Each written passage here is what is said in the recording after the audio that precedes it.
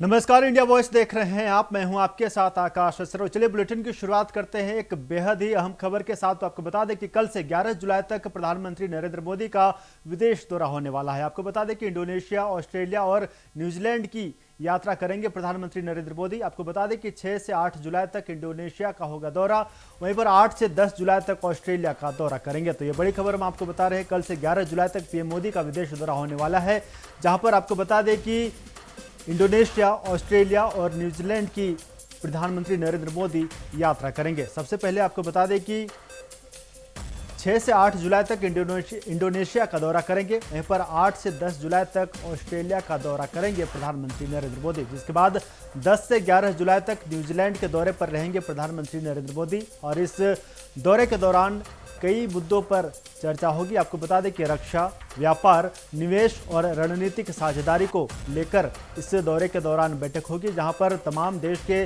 जो शीर्ष नेतृत्व हैं वो प्रधानमंत्री नरेंद्र मोदी के साथ बैठक करेंगे। और इस विदेश दौरे के दौरान कई समझौतों पर चर्चा होगी।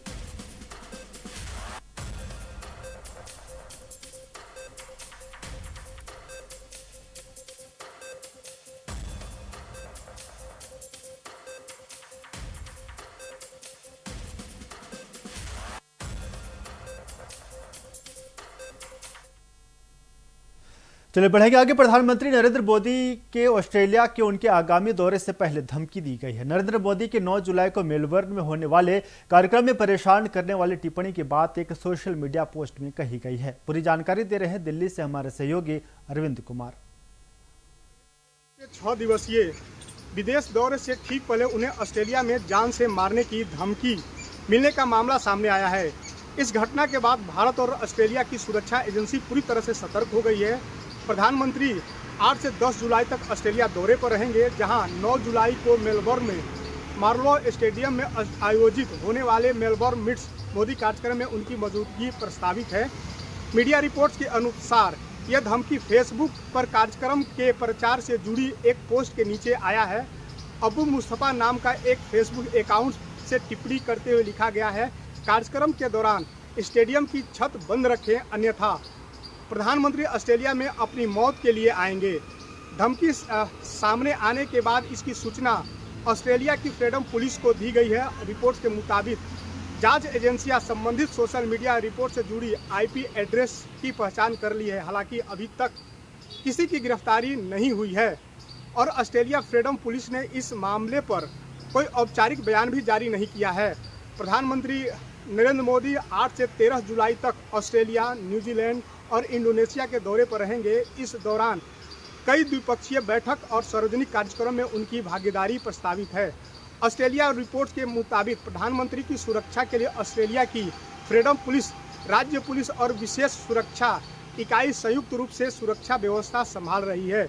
वहीं भारत के विशेष सुरक्षा समूह एसपीजी की टीम भी स्थानीय एजेंसियों के माध्यम से समन्वय बनाकर पूरी तैयारी की है।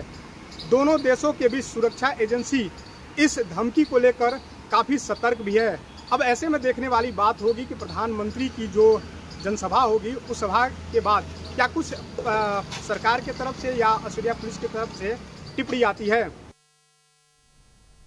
उत्तर प्रदेश में विधानसभा चुनाव के ऐलान से पहले ही दावों की सियासत तेज हो गई है, जहां पर बीजेपी के राष्ट्रीय अध्यक्ष नितिन नवीन का दावा है कि 2027 में प्रचंड बहुमत के साथ सरकार बनाएंगे। वहीं पर शिवपाल यादव का कहना है कि 2027 में समाजवादी पार्टी सरकार बनाने जा रही है और अखिलेश यादव मुख्यमंत्री बनेंगे। बड़े नेताओं के दावों से यूपी में सियासत गर्मा गई है। देखिए रिपोर्ट। मुझे पूरी उम्मीद है 2027 के चुनाव में हम प्रचंड बहुमत की एनडीए गठबंधन की सरकार बनाएंगे। यूपी में चुनावी दंगल को जीतने के लिए बीजेपी ने अभी से मेहनत शुरू कर दी है।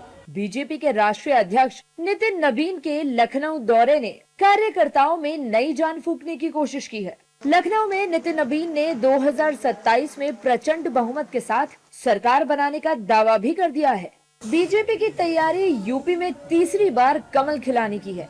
पूरी तरह से भारतीय जनता पार्टी अपने आप को चुनाव के मैदान में रखी है और हम सुनिश्चित करेंगे कि उत्तर प्रदेश को जो उत्तम प्रदेश का बनाने में एनडीए के सभी दलों ने मिलकर काम किया है और हमारे नेतृत्वकर्ता माननीय प्रधानमंत्री नरेंद्र मोदी जी माननीय मुख्यमंत्री योगी आदित्यनाथ जी जिस सेवा के भाव से जनता के बीच में काम किए हैं, मुझे पूरी उम्मीद है 2027 के चुनाव में हम प्रचंड बहुमत किए एनडीए गठबंधन की सरकार बनाएंगे।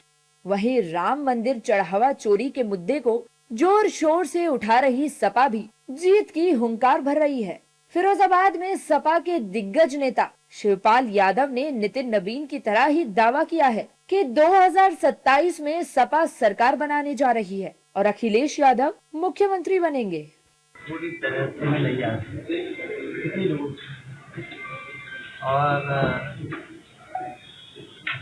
और 2027 में समाजवादी पार्टी सरकार बनाने जा रही है और सरकार इसलिए बनाने जा रही है भारतीय जनता पार्टी की सरकारों ने देश और प्रदेश की जनता के लिए कोई अच्छा काम नहीं किया।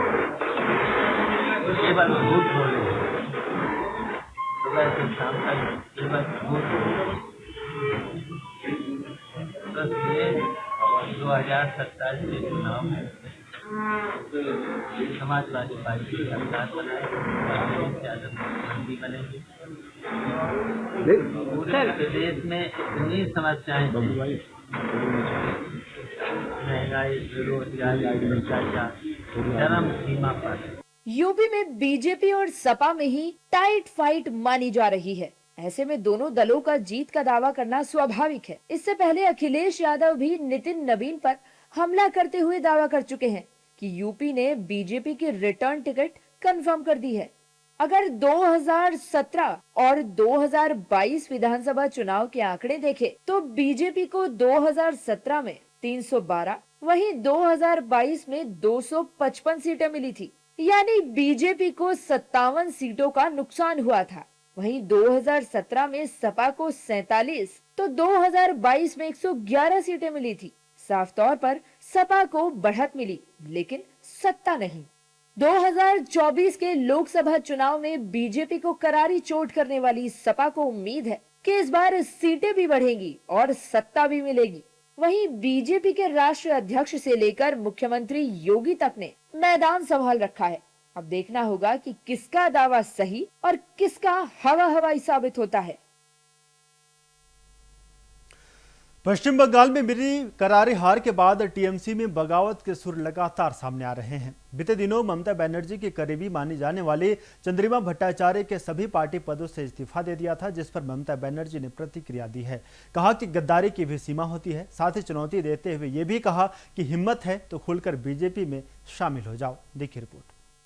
पश्चिम बंगाल की राजनीति में ममता बनर्जी की मुश्किलें कम होने का नाम नहीं ले रही हैं। विधानसभा चुनाव में हार के बाद शुरू हुई बगावत अब और गहराती दिख रही है। दीदी के सबसे करीबी नेताओं में गिनी जाने वाली चंद्रिमा भट्टाचार्य ने पार्टी के सभी पदों से इस्तीफा देकर राजनीतिक गलियारों में हलचल मचा दी है। चंद्रिमा ने ममता बनर्जी को पत्र लिखकर प्रदेश अध्यक्ष पद के साथ साथ पार्टी से जुड़े सभी दायित्वों से खुद को अलग कर दिया है। हालांकि उन्होंने इस्तीफे की वजह नहीं बताई है, लेकिन उनके इस फैसले ने कई नए सवाल जरूर खड़े कर दिए हैं। सूत्रों के मुताबिक चंद्रिमा भट्टाचार्य हाल के दिनों में बागी गुट के नेताओं के संपर्क में थी और विपक्ष के नेता ऋतिव्रत बनर्जी के साथ उनकी मुलाकात की भी चर्चा है। चंद्रिमा के इस्तीफे से कुछ ही घंटों बाद ममता बनर्जी ने बागियों को खुली चुनौती दे डाली। उन्होंने साफ कहा कि चाहे कुछ भी हो जाए, कोई भी उनकी आवाज दबा नहीं सकता। अगर हिम्मत है तो खुलकर बीजेपी में शामिल हो जाओ। तुम्हें क्या लगता है कि मैं खत्म हो गई हूँ? मैं जनता के बीच पार्टी का चुनाव चिन्ह लेकर जाऊंगी। मेरी आवाज कोई नहीं दबा सकता। गद्दारी की भी एक सीमा होती है। इधर बीजेपी ममता बनर्जी पर हमलावर है और टीएमसी में पड़ी फूट को दीदी के ही कर्मों का फल बता रही है। जिन्होंने बंगाल की भोली भाली जनता को मां, मानुस और माटी के नाम पर धोखा दिया, वो आज लॉयल्टी की बात कर रही है। जिन्होंने अपनी जिहादी मानसिकता पर तानाशाही से बंगाल की भावनाओं को कुचला और आज बंगाल की जनता ऐसे जिहादी मानसिकता वाली अत्याचारी ममता की निर्ममता की सरकार को चलाने वाले लोगों को जनता करारा जवाब दे रही है। चंद्रिमा भट्टाचार्य जब वित्त मंत्री इतने साल रहे, उनको मालूम नहीं बजट क्या होता है? क्यों बैठी थी वहां? उनको बिना पूछे बजट हो जाता था। क्यों होता था? और ममता बनर्जी बोलती थी कि ट्रेडमिल में मैं बजट बनाता हूँ। जो ट्रेडमिल में बनता है बजट, तो कोई बजट होता है? पागलपन है। इसीलिए बंगाल की आज ये जो अवस्था दुरवस्था हुआ है, इतने खस्ता हालत, इसके कारण, ये पागलपन के कारण विदाई हुआ है। और ऐसे वित्त मंत्री इतने साल रह गए, उनको मालूम ही नहीं। आज जब पार्टी खत्म हो गया तो भाग के यहाँ आ रही है और अच्छी बातें कर रही है। पहले क्यों नहीं बोले? दरअसल विधानसभा चुनाव में हार के बाद टीएमसी में लगातार टूट देखने को मिल रही है। सबसे पहले 3 जून को पार्टी के 80 में से 58 विधायक अलग हो गए और उन्होंने अलग गुट बनाकर पार्टी के ही नाम और चुनाव चिन्ह पर अपना दावा ठोक दिया। इसके बाद 15 जून को टीएमसी के 20 लोकसभा सांसदों ने भी पार्टी छोड़ दी और नेशनलिस्ट सिटीजन्स पार्टी यानी एनसीपीआई में विलय कर लिया। अब लोकसभा में ममता बनर्जी के पास सिर्फ 8 सांसद बचे हैं, जबकि राज्यसभा में भी 13 में से 4 सांसद इस्तीफा दे चुके हैं। यानी टीएमसी में संगठन से लेकर विधानसभा और सांसद तक हर स्तर पर दीदी को लगातार झटके लग रहे हैं। हालांकि टीएमसी इन इस्तीफों और बगावत को पैसे की भूख और बीजेपी की सुनियोजित साजिश बता रही है। लालच, लोभ और डर, ये 2 काम करते हैं उन लोगों का मन में जो पार्टी छोड़ रहे हैं। ममता बनर्जी जैसे बताई है, इससे कोई फर्क नहीं पड़ता। चंद्रिमा भट्टाचार्य एक बार विधानसभा में हार गई थी, ममता बनर्जी फिर उनको दूसरा कॉन्स्टिट्यूएंसी में चुन के लाए। जिसको ममता बनर्जी से इतना कुछ मिला है, वो भी विश्वासघात करते हैं, गद्दारी करते हैं। चंद्रिमा भट्टाचार्य के इस्तीफे ने साफ कर दिया है कि टीएमसी की अंदरूनी लड़ाई अब किसी एक नेता तक सीमित नहीं रह गई है। ऐसे में ममता बनर्जी ने भले ही गद्दारी की भी एक सीमा होती है कहकर बागियों को खुली चुनौती तो दे डाली है, लेकिन आने वाले दिनों में टीएमसी में मची ये भगदड़ सिर्फ नेताओं की नहीं बल्कि पार्टी के भविष्य की भी अग्नि परीक्षा बनने वाली है। बुलेटिन में वक्त हो चला है कि छोटे से ब्रेक का, जल्द लौटेंगे। ब्रेक के बाद आपका स्वागत है। बढ़ेंगे आगे और बात करेंगे बिहार की। बांकीपुर विधानसभा सीट पर होने वाले उपचुनाव के लिए प्रशांत किशोर जनसुराज के प्रत्याशी होंगे। प्रशांत किशोर का कहना है कि जनता का आशीर्वाद मिला तो जीतेंगे और जनता की उम्मीदों पर खरा उतरने की कोशिश करेंगे। जीता तो विधानसभा में जनता की आवाज उठेगी। बता दें, बांकीपुर सीट लंबे समय से बीजेपी का गढ़ रही है। ऐसे में प्रशांत किशोर के मैदान में उतरने से मुकाबला दिलचस्प हो गया है। देखिए रिपोर्ट। जनसुराज पार्टी की तरफ से बांकीपुर के उपचुनाव में हमारे पार्टी के उम्मीदवार श्री प्रशांत किशोर जी होंगे। बिहार में बांकीपुर सीट पर होने वाले उपचुनाव को लेकर राजनीतिक सरगर्मी तेज हो गई है। मनोज भारती ने ऐलान कर दिया है कि बांकीपुर विधानसभा उपचुनाव में जनसुराज की तरफ से प्रशांत किशोर उम्मीदवार होंगे। जाहिर तौर पर प्रशांत किशोर के मैदान में उतरने से मुकाबला कड़ा और दिलचस्प दोनों हो गया है। प्रशांत किशोर का कहना है कि बांकीपुर से अगर जीत मिलती है तो उससे पार्टी का मनोबल काफी बढ़ेगा और पार्टी आगे बढ़ेगी। विधायक बन जाने से पूरा बांकीपुर सुधर जाए ये शायद जरूरी नहीं है, लेकिन इतना जरूर समझिए कि आप अगर जिताकर जनसुराज का एक प्रतिनिधि वहां भेजते हैं तो 242 विधायकों पर हम लोग भारी पड़ेंगे। प्रशांत किशोर का जोश भी हाई नजर आ रहा है। प्रशांत किशोर का कहना है कि उपचुनाव बिहार की मौजूदा सरकार की परीक्षा है। कि हम लोगों की नजर में जो बांकीपुर का चुनाव है, ये पिछले 6 महीने में सम्राट चौधरी जी के नेतृत्व में चल रही एनडीए सरकार के कामकाज पर, उस सरकार के चाल चरित्र चेहरा पर, उनकी नीति पर, उनके नियमावली पर जनता का एक जनमत होने जा रहा है। बांकीपुर के चुनाव में अगर भाजपा को जीत मिलती है तो मुझे ये मानने में कोई दिक्कत नहीं होगी कि जो उनकी नीति है, जो उनका चेहरा है, जो वो कार्यक्रम चला रहे हैं, उसमें बिहार के लोगों की सहमति है। वहीं चर्चा ये भी है कि बांकीपुर सीट से कांग्रेस, आरजेडी सहित कई विपक्षी दल उम्मीदवार नहीं उतारते। इस पर क्या कहा प्रशांत किशोर ने, सुनिए। अकेले चुनाव लड़ रहा है, उनके हम लोग की नीतियों पर, हम लोग के सिद्धांतों में कोई समझौता नहीं है। बाकी जो लोग समझते हैं कि जनसुराज की मदद करनी चाहिए, उन सबको निमंत्रण है, वो आए, साथ में खड़े हों, कोई दिक्कत नहीं है। अब आपको ग्राफिक्स के जरिए बांकीपुर विधानसभा उपचुनाव से जुड़े बड़े अपडेट बताते हैं। नितिन नवीन के राज्यसभा जाने से खाली हुई सीट। पहली बार चुनाव लड़ रहे हैं प्रशांत किशोर। प्रशांत किशोर के मैदान में उतरने से मुकाबला दिलचस्प। अब तक बीजेपी ने नहीं किया उम्मीदवार का ऐलान। 30 जुलाई को वोटिंग और 3 अगस्त को मतगणना। बांकीपुर सीट पर उपचुनाव नितिन नवीन के इस्तीफे की वजह से हो रहा है। नितिन नवीन इस सीट से 5 बार से विधायक रह चुके हैं। ऐसे में ये सीट बीजेपी की प्रतिष्ठा के लिए अहम है। वहीं अब तक अपनी चुनावी रणनीतियों से कई दलों को सत्ता दिला चुके प्रशांत किशोर पहली बार खुद चुनाव लड़ रहे हैं। 2025 के बिहार विधानसभा चुनाव में जनसुराज मात्र 3.34% वोट शेयर के साथ एक भी सीट जीतने में नाकाम रही थी। तब प्रशांत किशोर ने खुद माना था कि चुनाव ना लड़ना उनकी रणनीतिक भूल थी। अब प्रशांत किशोर इस भूल को सुधार रहे हैं। देखना दिलचस्प होगा कि प्रशांत किशोर बीजेपी को कितनी चुनौती दे पाते हैं और पहली चुनावी जीत हासिल कर पाते हैं या नहीं।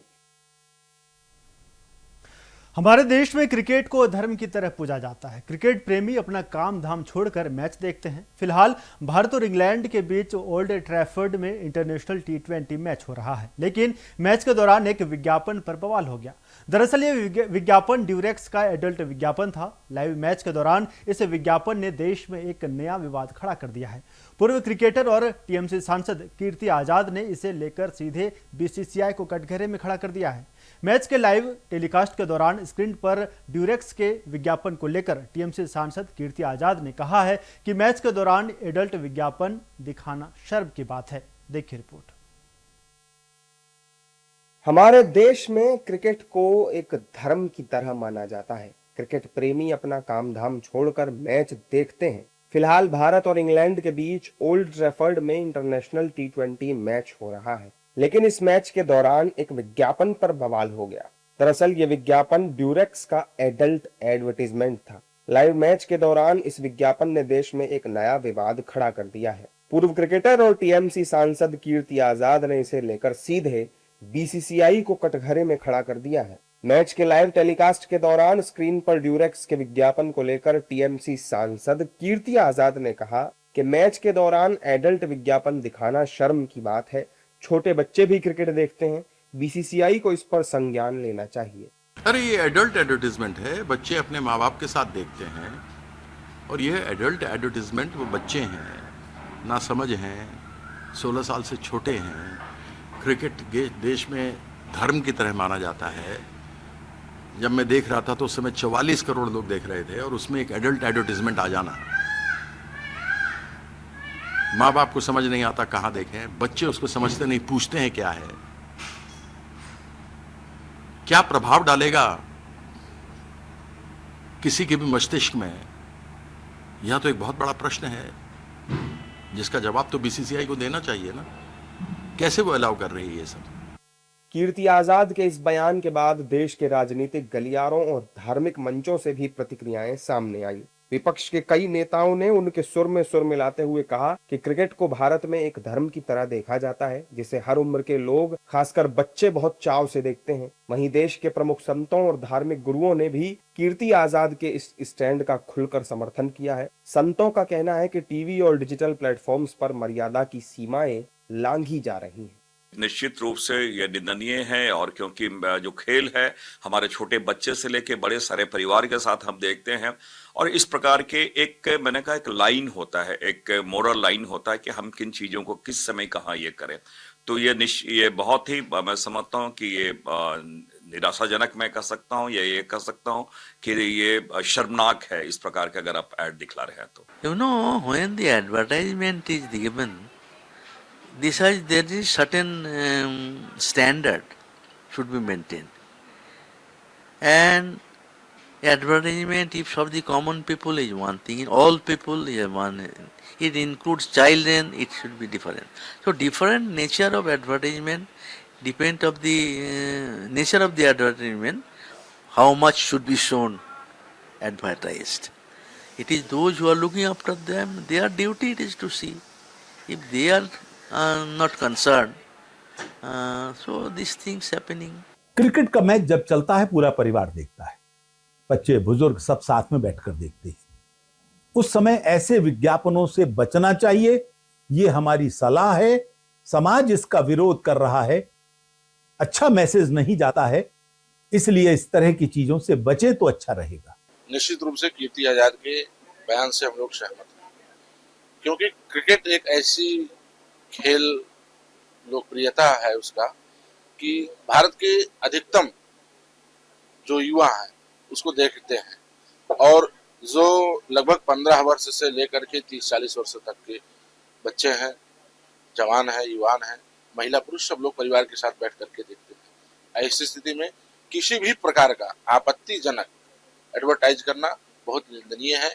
इसका हम सभी लोग विरोध करते हैं कि कहीं पर भी सार्वजनिक रूप से आपत्तिजनक एडवर्टाइज नहीं करना चाहिए। कीर्ति आजाद जी का कहना जो है जहां तक है लगभग सार्थक है, और इसमें कहीं कोई किसी प्रकार का गुरेज नहीं है कि जिस प्रकार से इन सब चीज़ों का ऐड दिखाया जा रहा है, जो प्रचार किया जा रहा है, प्रचार तो ठीक है, प्रचार होना भी चाहिए।